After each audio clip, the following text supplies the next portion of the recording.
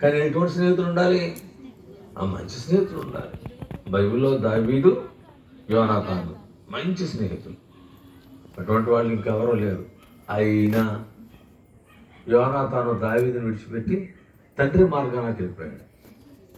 ఆ కుటుంబంలో కొంతమంది బంధువులు అమ్మ నాన్న లాగుతారు వెనక్కి.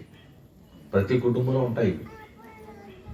మన ప్రార్థనకి వెళ్ళనివ్వకుండా, ప్రార్థన చేయనివ్వకుండా, గుడికి వెళ్ళనివ్వకుండా, సరిగ్గా నువ్వు గుడికి వెళ్ళేటైనా తగులుతాడు నీకు.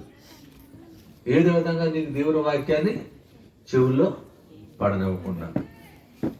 చిన్నపిల్లలు ఎత్తుకెళ్ళిపోయి పనిలో పెట్టారు. ఆ పిల్ల ఏం భయపడలా. పెద్ద మగవాడు అనుకున్నాను, కుష్ఠరోగిలా అని నిందించింది. మీ ఆయన మాస్టర్ గారు ఉన్నారు, ఎంతోమంది కుష్ఠరోగులు బాగుపడ్డారు. రండి బాగవుతానంటే ఆ పిల్ల మాట పట్టుకుని వెళ్ళాడు. ఎవరండి? నయమాను.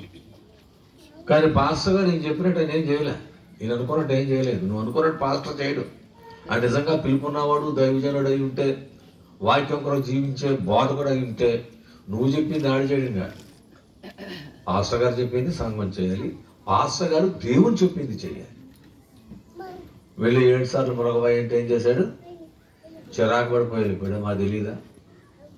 మాకు నదులు లేవా?